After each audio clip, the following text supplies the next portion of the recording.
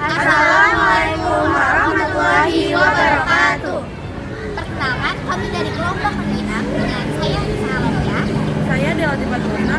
Saya Khalifah Zahra. Saya Siti Fatimah Zahra. Saya Indriani. Pada kesempatan kali ini, kami akan berkonsultasi mengenai pertumbuhan ekonomi, pembangunan ekonomi, dan ekonomi digital yang ada di sekitar kita. Mari kita simak ya teman-teman.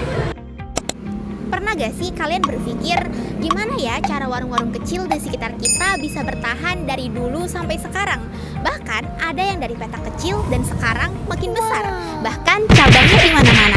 Bukan cuma itu, sadar gak sih kalau sekarang juga belanjanya berubah banget.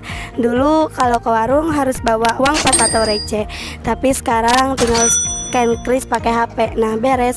Fenomena ini sebenarnya berkaitan dengan 3 konsep utama ekonomi. Sebab yang pertama ada hubungannya dengan pertumbuhan ekonomi.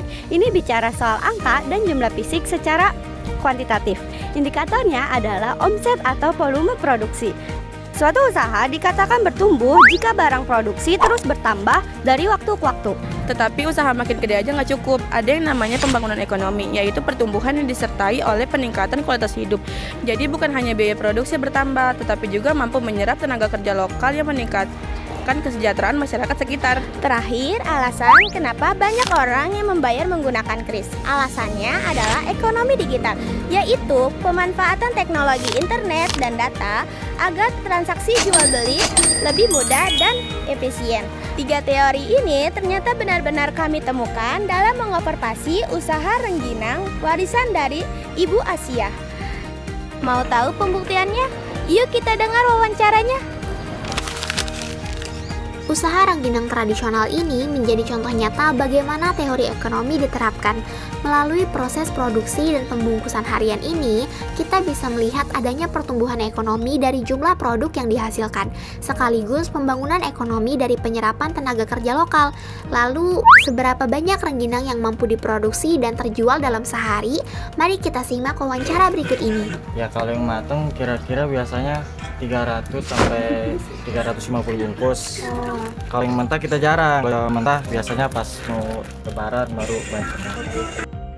Selain wawancara utama tadi, kami juga sempat berbincang mengenai sejarah usaha ini. Berdiri sejak tahun 1995 dari generasi neneknya, usaha yang awalnya hanya memproduksi 50 bungkus per hari, kini mampu memasok 300 sampai 350 per hari. Bahkan melonjak saat hari raya. Selain skala produksi dan tenaga kerja, bagaimana dengan penerapan ekonomi digital pada usaha tradisional ini? Apakah pemasarannya sudah secara online dan apakah pembayarannya sudah beralih ke sistem digital? Kalau Shopee kagak ya, paling kita ngirimnya ke frozen ke warung-warung begitu juga. Status WA gitu. Status WA juga masuk. Berarti kalau misalkan kita mau bayar nih pakai digital kayak pakai kris, Dana gitu bisa? Bisa ada. Dari penjelasan narasumber tadi, dapat kita lihat bahwa meskipun belum menggunakan platform e-commerce, pemanfaatan fitur WhatsApp Story untuk pemasaran serta menggunakan kris untuk pembayaran sudah menjadi bukti penerapan ekonomi digital. Pemanfaatan teknologi secara sederhana ini terbukti efektif dalam mempermudah transaksi dan menjaga kelancaran operasional usaha rengginang tradisional. Dari perjalanan panjang sejak tahun 1995 hingga hasil observasi kami hari ini, terlihat jelas bagaimana ketiga materi ekonomi bekerja secara nyata. Pertumbuhan ekonomi terbukti dari melonjaknya produksi, yang awalnya cuma 50 bungkus menjadi 300 sampai 350 bungkus per hari. Hal ini mendorong terjadinya pembangunan ekonomi, karena jangkauan pasarnya yang luas ke agen-agen dan mampu mempekerjakan warga sekitar, ditambah lagi dengan penerapan ekonomi digital lewat promosi di media sosial dan pembayaran menggunakan kris, usaha rengginang tradisional ini terbukti terus bisa bertahan, berkembang, dan berdampak positif bagi perekonomian masyarakat.